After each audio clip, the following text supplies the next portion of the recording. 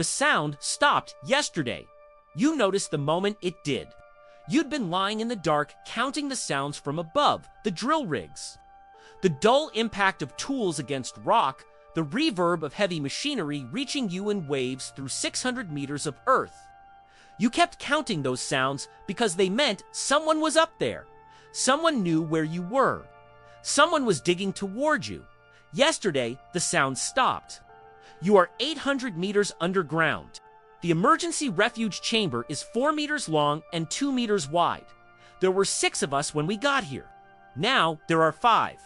Marcos died 11 hours after the explosion. He was too close to the collapse point. You won't think about Marcos right now, because thinking about Marcos means thinking about what's coming. The explosion happened 72 hours ago. You know that because you have a watch. The watch was the most important thing anyone brought into this chamber.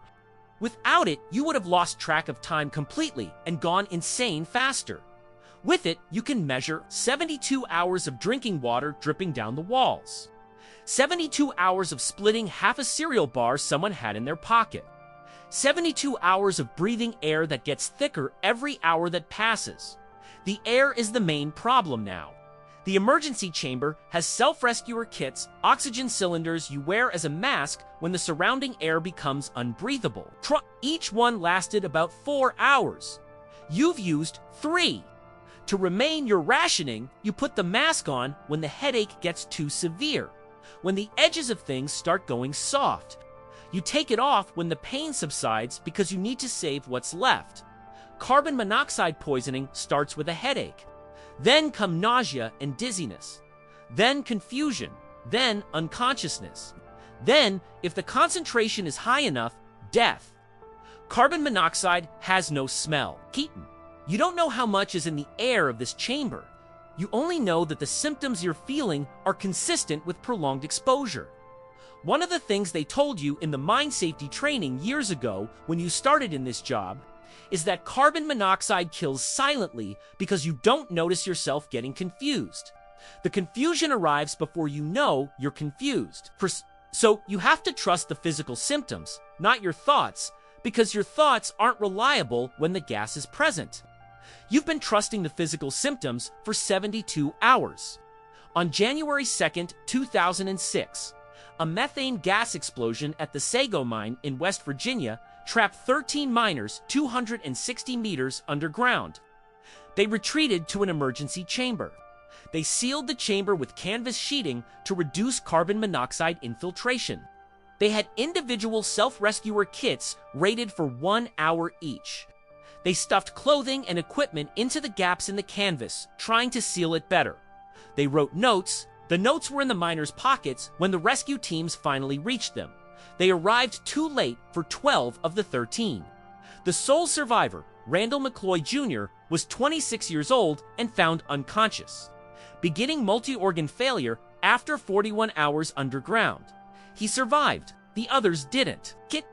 The notes are what no one who knows the Sago story ever forgets.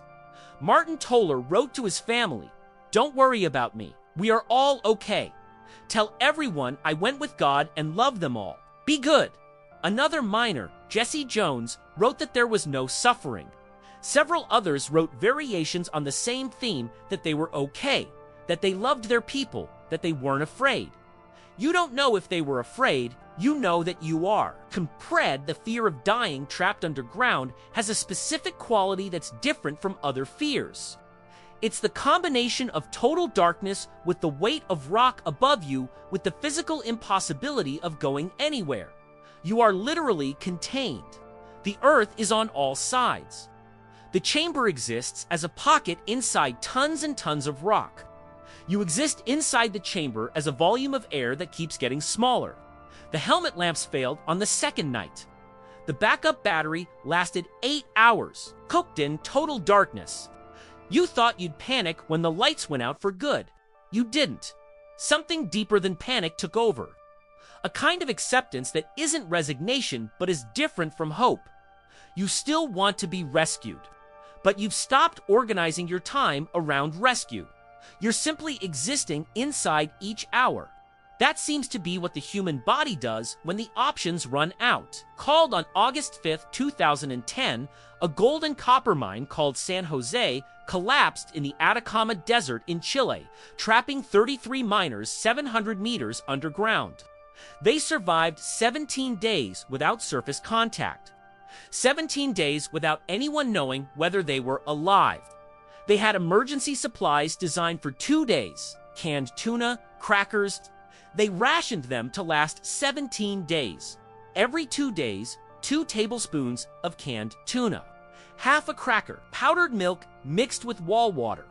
When the rescue drill broke through to the chamber after 17 days, the miners tied a note to the drill bit. The note read, "We are well in the 33. All 33 were rescued on October 13, 2010. 69 days underground. The rescue was broadcast live to more than 1 billion people. You will not be rescued in front of 1 billion people. The rescue sounds stopped yesterday. You don't know why. You have theories. Maybe the rock above is unstable and the surface equipment can't operate safely. Maybe the excavation front hit a granite or shale formation the available drills can't get through.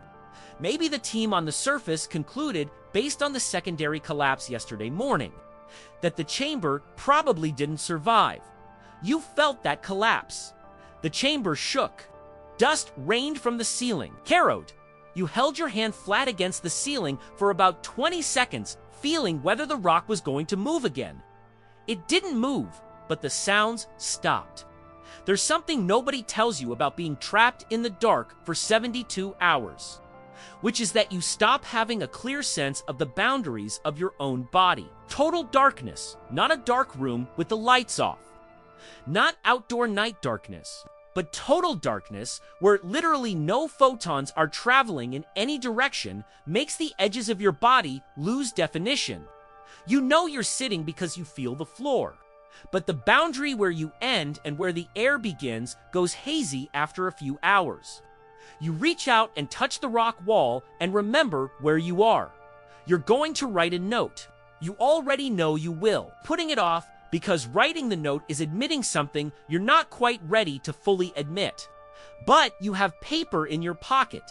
Every miner carries paper in their pocket for this reason, though no one says that out loud when they hand you the paper and you have a pencil. You'll write to the people who matter. You'll try to say the right things. You'll probably find, in the moment of writing, that the right things are the simplest things. That you loved, that you were okay. Can bet that you don't want anyone to carry the weight of this for the rest of their lives. Martin Toller wrote, "We are all okay," when he was almost certainly not okay in any sense. But it was the right thing to write, because the note wasn't for himself. It was for the people who were going to find it. Mining accidents kill approximately 2,500 miners per year globally on average over the last decade, according to International Labor Organization data. China, India, and sub-Saharan African countries have the highest rates per worker. In the United States, the average is roughly 40 deaths per year, a massive drop from the tens of thousands, who died annually in the early 20th century before modern safety regulations. Every number was a person who went down into a mine and didn't come back up. You went down at 6 in the morning on a Tuesday the way you'd done hundreds of times before. The explosion happened at 8:19 in the morning. You were in a gallery 300 meters from the collapse point. You had time to run. You remember running without thinking, hearing the growing roar behind you, feeling the pressure wave push your body forward. You reached the emergency chamber. Others came in behind you. You closed the door. The sounds from above stopped yesterday. You take out the paper. You open the pencil. Cloop! You think for a second about the steak you had 3 days ago before your shift? Completely random thoughts. The brain running its own inventory. You start to write. If this video puts you in that chamber in the dark 800 meters down, subscribe. We stay in the places where the air is running out and the time is closing in until the end.